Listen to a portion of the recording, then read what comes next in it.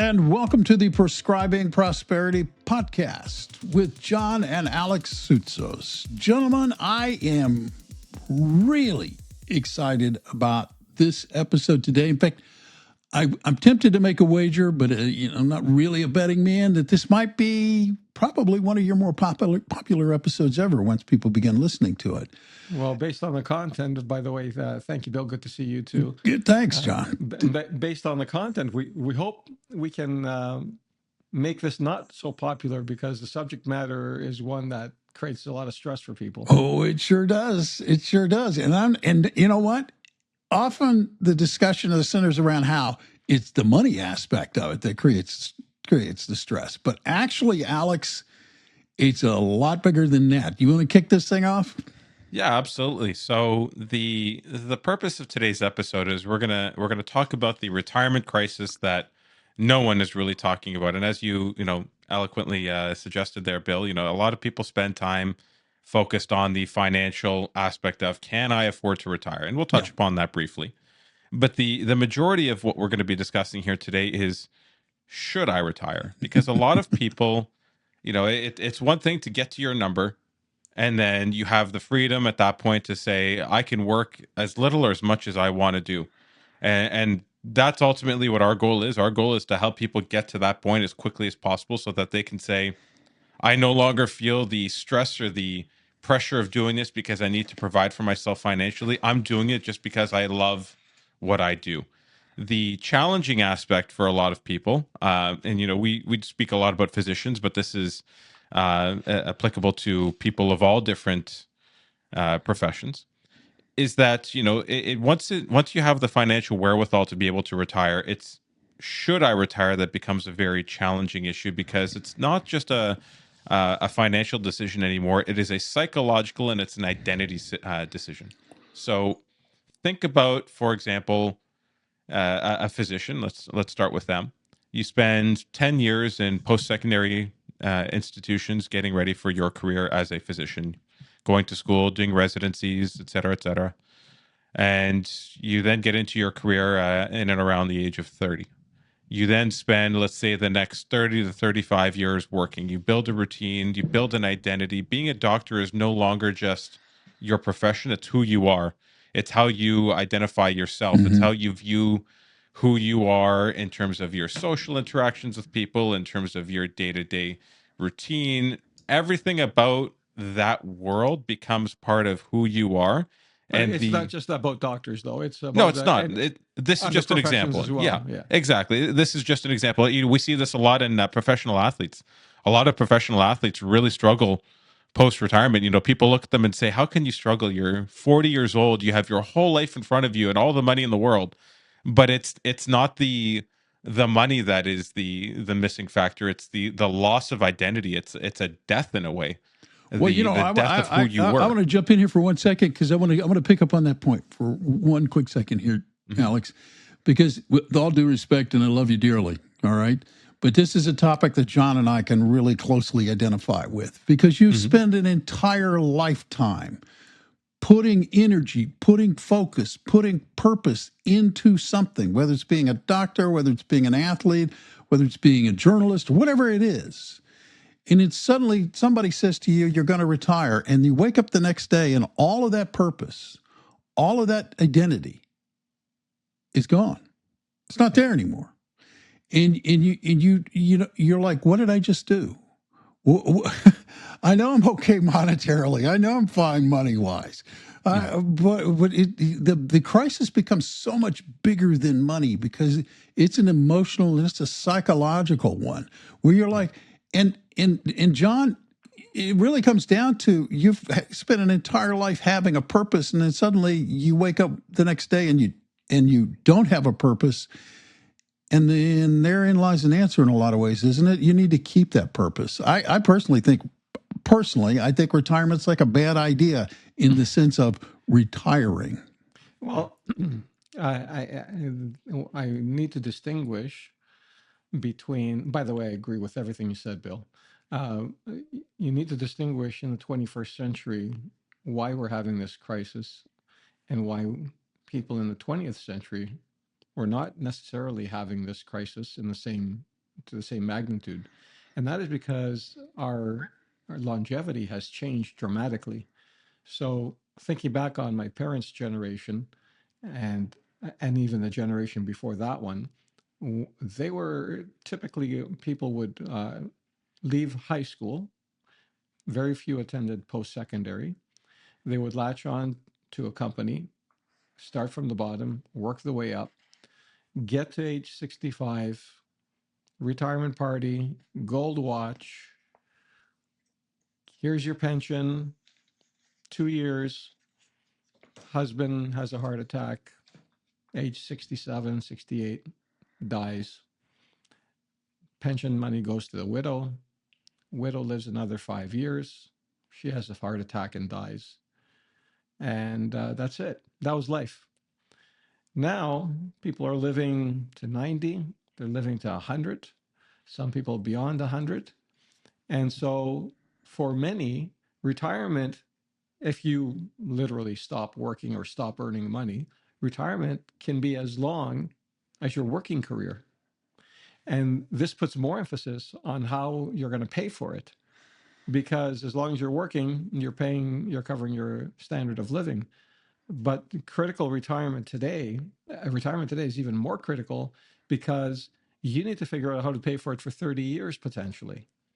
And people are in a paradigm psychologically when it comes to their money that they can get by with the rates of return that are offered by traditional financial institutions. I'm not talking about term deposits, whether in Canada or the US, GICs in Canada, CDs in the US.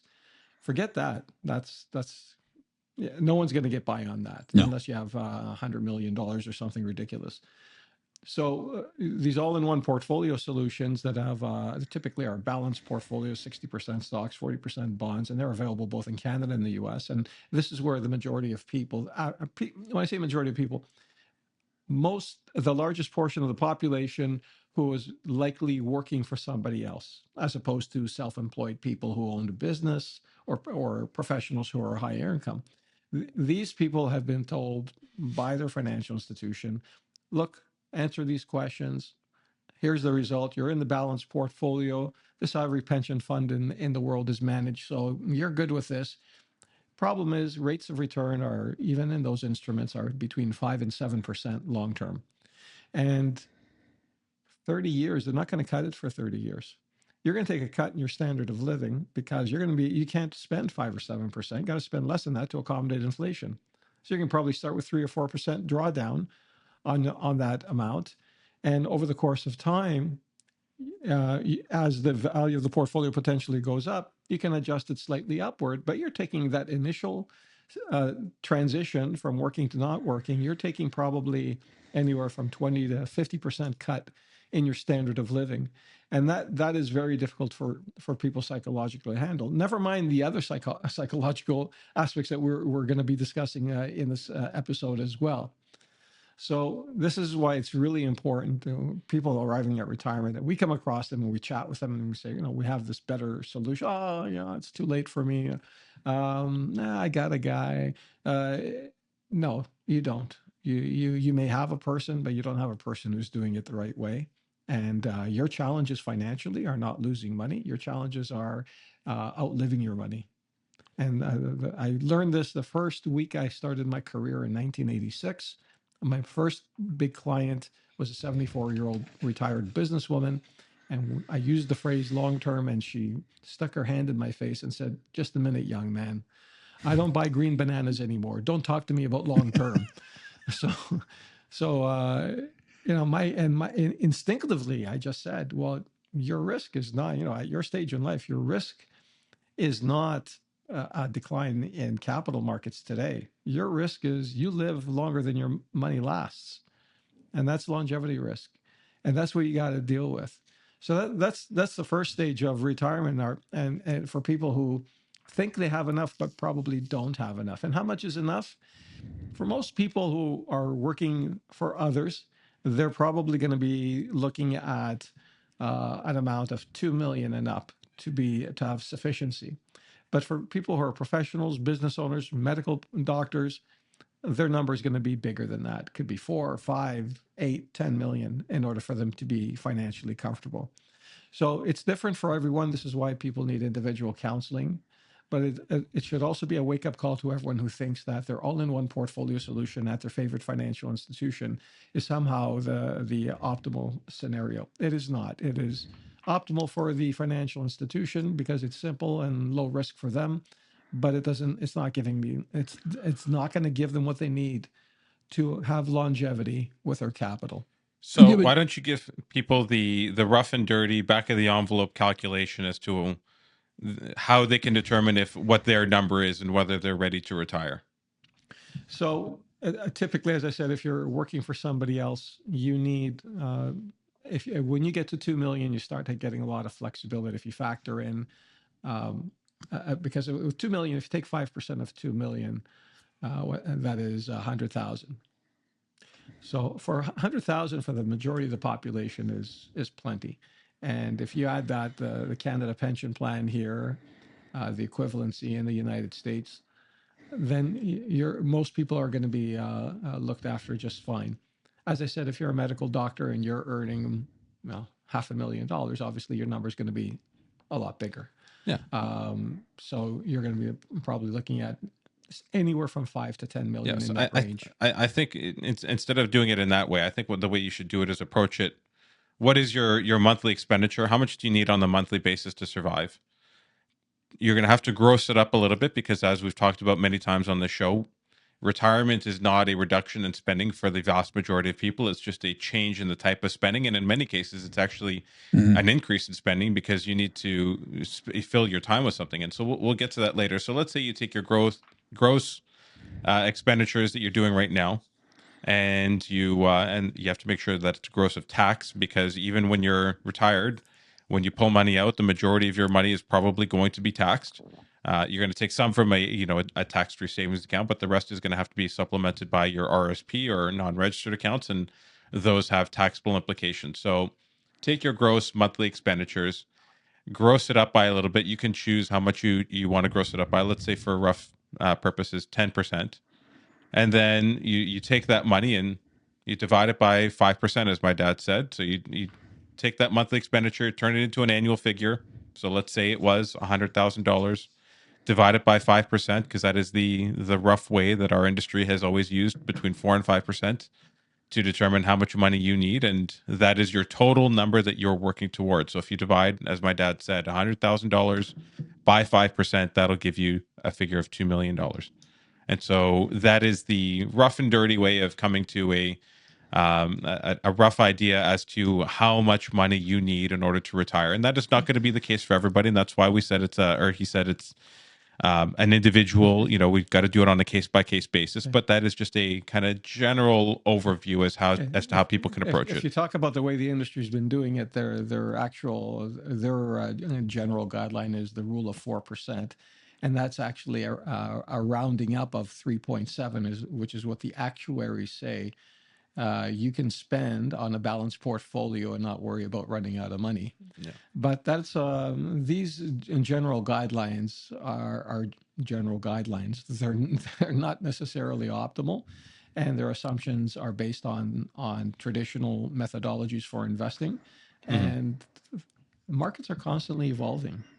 We're using principles I'm not, but the rest of the industry is using principles that were in the investment community that were designed in the 1950s, modern portfolio theory and everything extrapolated from that. And these things are those are all done in a time frame when the economy was vastly different. And they also make an assumption that they take inflation as a given, assume it's 2% in perpetuity, and assume that just a modest growth in your portfolio of between 6 and 8% on an annual basis is going to be enough to maintain your standard of living. Which, as we've seen, anybody who's lived through the last 6 years knows that 2% inflation figure is not a given and never should be taken as a given. And you also have to understand the fact that as individuals, we do not have control over what that inflation rate is. That is controlled by government expenditure and the printing of money. And so, in order to inflate away the debt that is associated with the government expenditures, and so in order for people to ensure that their standard of living, in the very least, stays the same. They need to have a portfolio that has enough lift, that it has the ability to withstand itself, even when there's periods of extreme inflation, as we've seen in the last 6 years. So if we take a look at what's been going on the last 5 years with the whole COVID fiasco in the world, and the unnecessary inflation that was created by the government to deal with that, and that's a separate conversation. The average inflation rate probably has been, in the last 5 years, closer to 4% a year, not 2% a year. Now let's take a look at, in the case of Canada, Canada's largest asset manager, which also has business in the United States, and happens to, I think, own the arena where Carolina plays their hockey games. But No, they don't. No, they don't. Not any No. longer. Lenovo is Lenovo the now sponsor. okay, all right. It's the former owner of the arena where the Carolina Hurricanes played. Anyway, their 5-year average return is 6.9% after fees. Is that a good return? Everything's relative. If you subtract 4% from that for inflation, that's not much left over. And that leaves you with 2.9% to spend. And if we look at, and let's forget the last 5 years. Let's look at 10 years. Their 10-year rate of return is 7.4. So let's say, for the sake of discussion, the inflation rate was 3%. Still, that's leaving you 4 to 4.5% to spend, and that's before taxes. 15-year rate of return, 7.2. So factoring in multiple different market scenarios over the last 15 years, the average annual compounded rate of return for an all-in-one portfolio solution, 60% stocks, 40% bonds, is roughly 7% a year. And you can say, well, John, you're cherry picking your comparisons. But if I bring up their competition in Canada, who also has a very large presence in the United States, I think they own the Boston Bruins hockey arena. They don't own the arena. They own the naming rights. They own the name right. Okay, all right. Okay, their 5-year rate of return is 5% per year after fees. Their 10-year rate of return is 5.1. Their 15-year rate of return is 5.25. These rates of return are not going to cut it. If you're retired and if you don't have $2 million at a minimum when you retire, these returns will not cut it. You will, here's the harsh reality. One of my medical doctor clients retired about 12, 13 years ago. We got to the number we agreed upon, which was well north of $2 million. And they felt very comfortable with that number, and that, a 5% drawdown rate was doable. And so 5%. When we say drawdown, that means how much income they're drawing from their portfolio on an annual basis. Right. So they thought that was going to be enough. So we started with that, and maybe a year in, maybe even less than a year, they realized that, oh, geez, now we have to support one of our kids because they're in financial difficulty, and I need a new car, and I need this and I need that, and before you know it, they're taking out 9% a year. And now at a 9% rate of return, you can't have a 5 or 6 or 7% rate of return because you will deplete your capital in a defined period. So our investment methodology with the MedWealth defensive growth model is one that is geared toward trying to get a better rate of return and have defensive elements in the portfolio to mitigate any market turbulence. And so, although the MedWealth model has not been around more than 6 years, our compounded rate of return since inception is about 20% a year. So, at 20% a year, people can afford to take out 9%. Even if we didn't do 20, let's say we were able to do 10. Now, that will sustain you significantly longer than 5 or 6 or 7.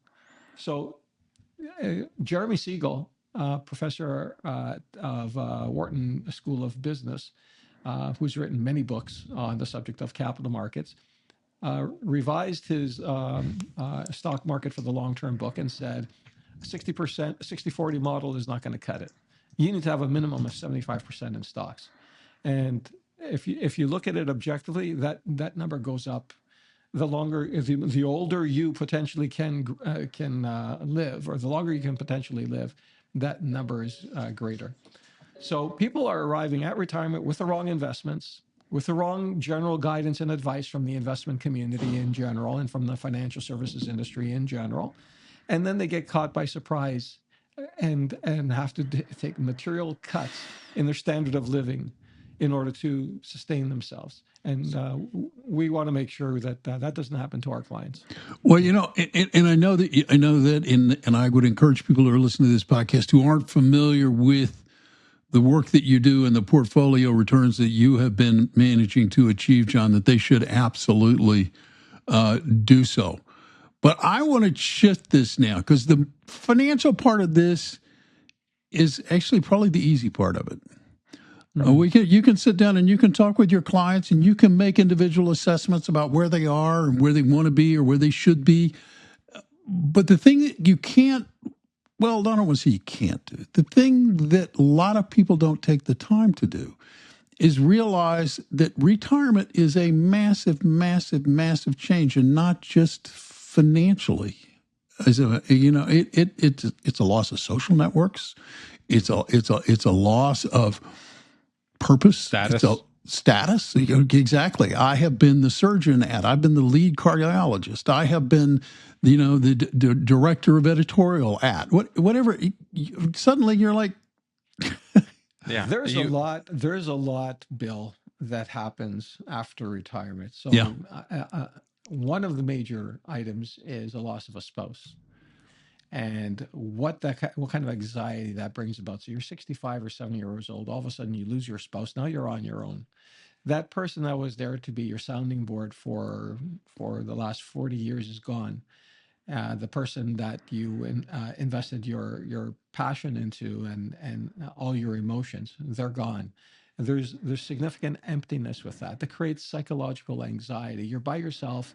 Simple decisions all of a sudden become complicated decisions, and so this is very challenging. Now, hold on. I think you're jumping ahead here, Dad. Most people don't lose their spouse at 60 or 65 when they I pass didn't say away. that most people do. I know, but hold on. We're trying to go chronologically here. Yeah. So hold on. Before we get into the loss of a spouse or anything of that nature, first of all, you need to deal with the loss of purpose that occurs with the loss of their career. Yeah. I was going to get to that. You're jumping all over the place. So that's later on in the timeline, the loss of a spouse, generally speaking. So the loss of purpose, and it's not just even the career. For a lot of people, so we talked about the loss of status. You lose how you identify yourself.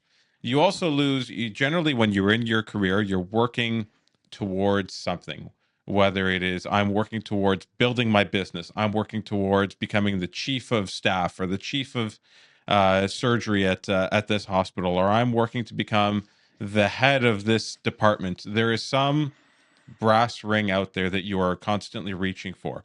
At the same time, financially, you're always working towards your whatever that number is for you to retire at. Yeah. So the money becomes almost like a scoreboard for those individuals, and you're keeping track. I'm getting closer. I'm getting closer. The rate of return, the amount of money that you're earning and you're setting aside. Those are all things that are actively engaging you subconsciously. You might not be aware that it's providing you with some form of purpose, but it is. It's giving you some guidelines, some roadmap that I know my destination is 5 kilometers in front of me and I got to get there. And then once you actually arrive and you no longer have that next item, the example that I think of is Rory McIlroy for people who are golf fans. Rory had been chasing the career Grand Slam, which is the 4 majors in golf, for over a decade. And so that was his Moby Dick. Yeah, that was everything he thought about when he woke up in the morning, got dressed, ate breakfast, went out the door and worked out, started practicing and played every single tournament, was the chase of that ambition. And then last year he finally achieved it. He won the Masters. He conquered that final horizon. And then he admitted that the rest of the year was very challenging for him because he said, I don't know what I'm playing for anymore. He said, obviously, I still love the game, but I'm not. I don't know how to find that same urgency again. He said, I got to create that same urgency in my life to work towards doing it again, doing it over and over and over again, because so this is where people have to start thinking about what am I doing in life? Am I just working? Are there other passions I have? Correct. And what are those passions? And that's the time to explore them. So our job is to give people the financial freedom the financial independence. And once they achieve financial independence, then they need to transition to the next stage of life, which doesn't necessarily mean you stop working. Maybe you start working in a different field that you actually like. Yeah. Because a lot of people are just punching a clock, a time clock, when they're going to work. They're miserable. And then they get to financial independence, and they don't necessarily want to stop work for all the reasons Alexander is discussing. But maybe there's another job they would like to do that they have great passion in. Maybe they want to work on a golf course doing maintenance or gardening or Just want to be the starter at the course. groundskeeping, or be a starter, or maybe they have a passion to help people and they want to be a volunteer at the hospital. So these are the types of things that people ought to be looking at before they actually retire, saying, what am I going to do with my extra time? Right. Yeah. For some people, maybe you want to work part-time. Maybe you want to stay in the same career, but instead of committing 40 or 60 hours a week, you commit 10 to 20 hours a week, and you remain engaged and intellectually stimulated, but you don't need the money anymore, so you're just doing it there for fun, and then you have the freedom to take certain days off. Yeah, and sorry, Bill, go ahead. No. I was just going to say a great example of that kind of thing, John, is a guy I know who's been a career in drug development. Led a department at a major pharmaceutical company, actually, as a matter of fact, in their drug development research. He retired recently, and for the last year, he has re-engaged in the workplace as a consultant. And, he and I were talking the other day. We were both walking our dogs, and he's like, I don't know, I'm doing like 20, 30 hours a week. I think that might be too much. I want to pull back a little bit. But to your point, John, it was like he's finding that place where he doesn't want to not work. None of us can consider not working. This is what's not in our DNA. He's thinking, okay, I'm finding that limit. Where I want to be. Maybe 10, 20 hours a week, probably working as a consultant, keeping my hand and my mind engaged like that. And then I can do all these other things, which he has started to fill his calendar up with now. So that it's like retirement can be, if they've been working with you, for example, and they've got the financial aspects figured out, retirement can be a very non-material kind of thing. Of course. And it can be, one of the great things that I see from some of our clients, and I think is such a wonderful idea, is the idea of going back to school and just pursuing your passion. So for some, and it doesn't necessarily have to ever lead to anything. Like one of my clients right now, she's going to school to learn Yiddish just because she's always been interested in the language. Yeah. Like if let's say that your passion is like I would love to go and do like a culinary class. Or culinary school, just not because I want to become a chef, just because I'd love to learn the skills. I'd love to actually have a professional teach me how they do it, or go and learn how to make wine, not because I'm going to necessarily open a winery, although that would be a very interesting passion project. I love the idea of learning and engaging, or even I love history. History is another subject that I find fascinating, and just finding a passion that you have, because I think the troubling part for a lot of people in retirement is, in the first week when Monday comes and there's no alarm, there's no rush to get downstairs, there's no I need to get to the office, there's no appointments. You feel like, wow, this is great, and you feel this new freedom, and there's less pressure and no more anxiety. And for the first couple of weeks, it's like, well, this is really cool. This is relaxing, and then you kind of do all your little passion projects, not even passion projects, just things around the house, the to-do list that never gets done. Yeah. The perpetual to-do list that we all have. You check everything off, you reorganize the kitchen, and then it becomes a lot of, okay, now what? I've done this already. The one thing that I heard that I think is really sums it up well is somebody says, if every day is Saturday really special anymore? Right. And like Monday feels like Tuesday, which feels like Friday, which feels like Saturday, and everything just kind of blends together. And that's where, if you don't have a purpose, you don't have anything to occupy yourself from a structural standpoint, life starts to get away from you. And I think you can see people age really quickly in those scenarios, because you're kind of rotting on the vine a little bit. You're there, you exist, but you are no longer pushing yourself, both intellectually, physically, to stimulate yourself. And as human beings, we are best nourished and most lively when we are stimulated by something. And so that's where it's important to create a purpose, to have a passion, whether that be an educational pursuit, whether that be travel, whether that be just creating, a book club, a social networking club, because that's the other thing that people forget. When you go to work every day, you have a hidden social network. You have these Yep. colleagues that you every single day you don't even realize it.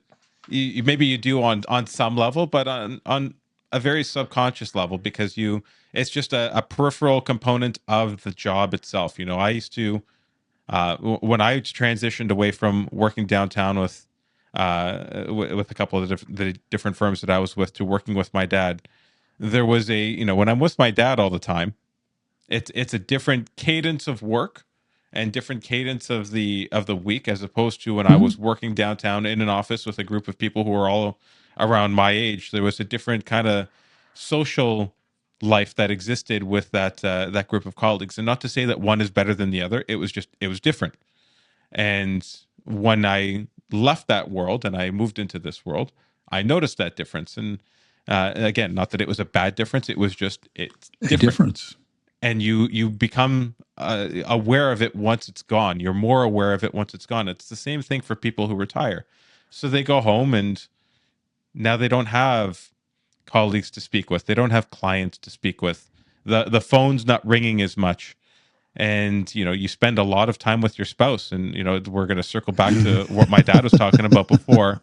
Even just the spousal shock, the fact that and when you marry somebody, the common joke is your spouse married someone who disappeared every morning and then returned every evening. Right. And No. I relate to that. I used to get up at 4 o'clock in the morning, go out the door. I was out of the door by 4:30 in the morning. I was off to the gym. I went to the gym. I worked out for an hour and a half. I got on a bus. I commuted to work. I was at work. I came home. I got home late at night, around 10:30. I would say, hi, good to see everybody. Got to go to bed now. I go yeah, to bed. And I yeah, literally was, during the week, I was functionally not there. On the hmm weekends, I was around, but it's like during the week, I would be functionally not there at all. yeah. So, yeah.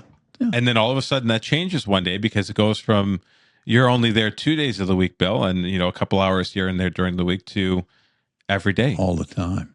every minute of Yeah. every day My you're wife probably together. knows the minutes I'm around all the time, but Yeah.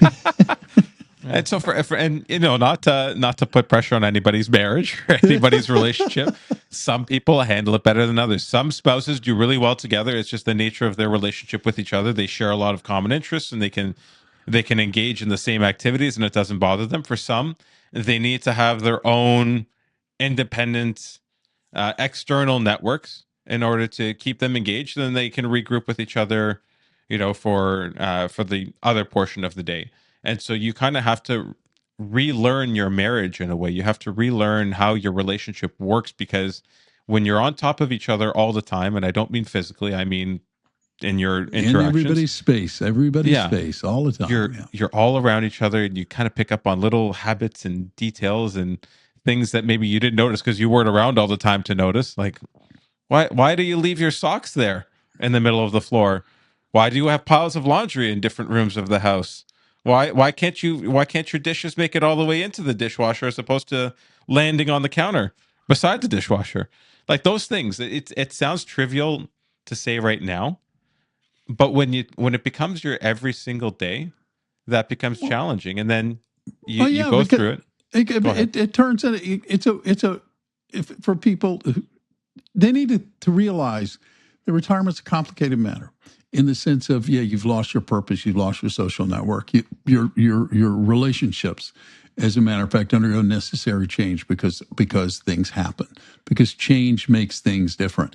And a lot of the times, I think people who are retired suddenly find themselves sometimes engaged again in family dynamics that never they thought was past. They thought Yes. this stuff is over with. And I don't know if you've got any clients who suddenly have found themselves like enmeshed in family conflict once again or not. But those are the things that do happen, as a matter of fact. Yes, they do. In fact, happen in terms of family conflict, especially when you have three generations that are living near one another, and that changes things dramatically. I had a call this morning with a client who is widow and 80 years old, and had a situation with a grandchild who's living with her because the grandchild doesn't want to live with his parents because he's an adult and they don't get along. And then if the grandchild has any financial difficulty, it's not the parents that find out about it, it's the grandparent that finds about it. And then the grandparent has to deal potentially with the decision, do I help my grandchild with my limited resources? Do I send him to his parents who may have more resources, but there's going to be a big fight? So these are all very challenging things to deal with. And obviously, being people, we don't always anticipate all of these things. No. It's good to have a sounding board. And aside from managing money, we often are that sounding board for people who are experiencing these challenges. One of the greatest crises I see all the time is the loneliness. Yeah. No, it's wonderful that the government has come up with the pension plans and the Social Security, and here you go. You have enough money to rent your own apartment, to pay for your own condo on a monthly basis, and that gives you independence and freedom. It also gives you the ability to live by yourself without any social interaction with your own children or grandchildren, and that is not a good thing. No. Yeah. And that's another issue that a lot of people are dealing with, that we see when we're with our clientele, and that's something we also try and help our clients deal with. So, as I said, our primary objective is to manage money, but inevitably we get drawn into these situations, and we try and help, and we try and be that sounding board. And it's something that it's important for people who are approaching retirement. They need to think about these things and consider, maybe I need to relocate. Yeah. Maybe I need to live closer with my kids. Maybe I need to engage with my peers in a social setting at least on a weekly basis to maintain my sanity. Yeah. And take up all those hobbies that I did when I was young and I dropped when I became employed. Well, And re-engage and try and keep my mind occupied, my time occupied. to go back to something that you had touched upon earlier, Dad. So, the loss of a spouse. So once you learn how to cope with each other in retirement, and you lose that companion, that person that you had been building a life with for the better part of your life, when that person disappears, think about how your social network shrinks when you retire, and you lose that social network with all of your colleagues and your friends who you worked with and clients, and then you lose a spouse, and that social network shrinks even further. That can be very, very challenging, because they no longer have, as I said, the person, their partner, and building their life together with, but also their sounding board when it came to decision making, and just having kind of daily normal interaction with. I see it right now. So Brittany's my wife's grandmother is thinking about, she's a widow, and she's thinking about potentially going and living in a retirement home, because she misses having a social interaction. She used to have a family member who lived close to her, who was of her a similar age, lived very close to her in the community where she lives, and she had to move away recently. And so now she finds herself without that same satisfaction, that same comfort of having a social network around her. And so she's thought about joining a retirement community, not because there's anything wrong with her and she can't take care of herself, but just because she misses the interaction of having people of her generation around her, and just being able to share experiences together. And that's that can be a very powerful thing for people. Now we've been touching about all these challenges in retirement, and now I think we need to circle back to what we're going to do about it. Yeah. And having financial independence is a big advantage. That gives you the opportunity to make a decision. Okay, so I've always wanted to go on this El Camino walk through, I think, Spain it is, in Portugal. Yes. And I'm gonna join a group and go on this walk. Or you travel to some place you've always wanted to travel. You meet other people who are traveling in the same tour, and you develop other social relationships with these individuals. So having the financial ability to travel, having the financial ability to engage in clubs, even locally within your home, having the ability to go and be a volunteer. That's something that's really important to you. Perhaps it's your church or the local hospital, whatever that is. Having financial independence gives you the freedom to deal with these challenges in retirement and not necessarily have to go down the path of loneliness and disconnection with your previous relationships. So yes, we pointed out a number of things that are challenging that can perhaps, if when you think about them a lot, become a little bit depressing and creating anxiety. But the financial independence gives you the ability to remedy these situations. And just to have a plan when you go into retirement, you can't just say I want to retire. You need to say I'm going to retire into something. You got to have a Yes. defined purpose to say when I am no longer working, this is where my time is going to be dedicated. Because if you just kind of jump in and just say I just need to get to retirement, then you kind of push that proverbial button, you close your eyes and go, okay, that's it, I'm done, and then you start thinking about it. It may be more, it may be more challenging than you think. It may be more financially expensive than you maybe anticipated, and so you maybe cut your income off a little bit too early. You got to have these things thought of in advance, and that's where we come in. We can have those conversations with people to help give them some guidance as to, what is a great way to occupy your time. How much does that really look like, from an expenditure standpoint, and try and break it down into financial terms and put it into perspective so they have a plan of attack so that when they arrive, it's an easy transition to say, I'm not retiring. I'm just no longer working. I'm doing this. And then they can go and they can do that without worry or stress about the other aspects of their life. One final point that I wish to make that we haven't touched on yet has to do with second relationships or maybe third relationships, which have become very common today. And what do you do when you lose a spouse and then a couple of years go by and you meet someone, you fall in love with them, and now you're thinking, oh, I'd like to move in together and have a relationship. And that can work out really, really well or not. And it's been my experience, having dealt with a lot of these situations in over 40 years, that a successful cohabitation in a second or third relationship in your retirement years, the odds are not in your favor. And so I often encourage people, have a relationship. It doesn't have to be a cohabitation agreement. Yeah. You're probably better off maintaining your own separate homes. You get together whenever you want to get together. Yeah. Spend as much time as you want during the daytime with each other. Mhm. At the end of the night, you go back to your own place and you have that peace of mind, and you eliminate a lot of the stressors that potentially can be there when you're cohabitating. One of the largest and most important of which is financial.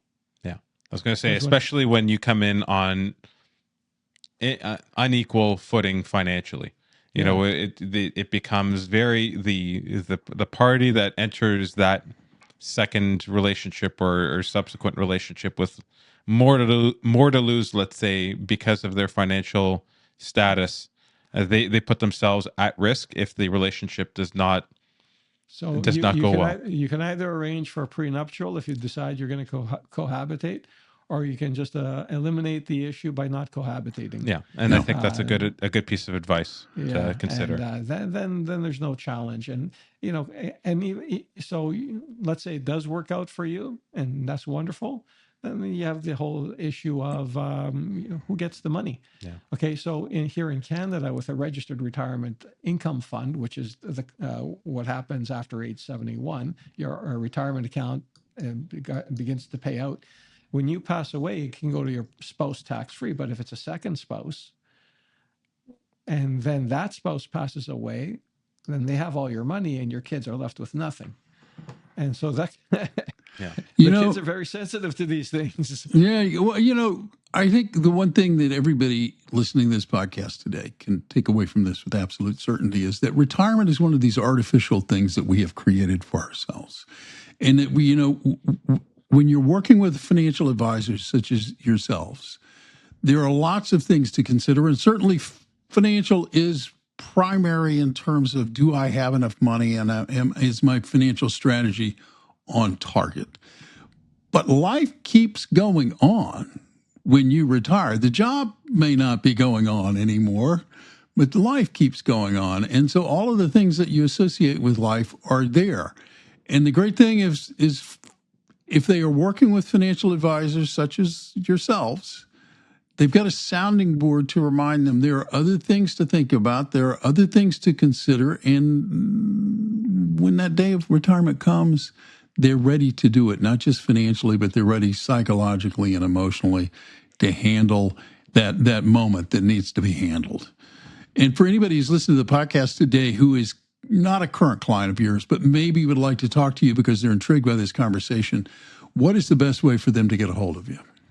Best way for them is to visit our website, med-wealth.ca. That's med-wealth.ca, or send us an email at info@med-wealth.ca. And if you're not a client, you can do that. And the initial contact and conversation is free. It might give you some things to think about, and it might give you a relationship that you want to have with John and Alex and with MedWealth Financial. So do that. The other thing you should do is, if you're not a subscriber, is you should hit the follow button and become one already, okay? This way, when you're a subscriber, you're notified every time a new episode drops or releases, and you can give that a listen. And that's something I think probably you certainly want to do. So until next time, I'm Bill Tucker. On behalf of John, Alex, and everybody at MedWealth Financial, thank you for taking the time to listen. And we'll catch you next time. Thank you for listening to Prescribing Prosperity. Visit our website at med-wealth.ca. That's med-wealth.ca for more information or to connect with us for a consultation. Don't forget to click the follow button to be notified when new episodes become available. The information covered and posted represents the views and opinions of the hosts and their guests and does not necessarily represent the views or opinions of IPC Securities Corporation. The content has been made available for informational and educational purposes only. The content is not intended to be a substitute for professional investment advice. Always seek the advice of a qualified and licensed financial service provider with any questions you may have regarding your investment or retirement planning. MedWealth Financial Services can provide a private consultation to help you determine the suitability of any guidance discussed on the show.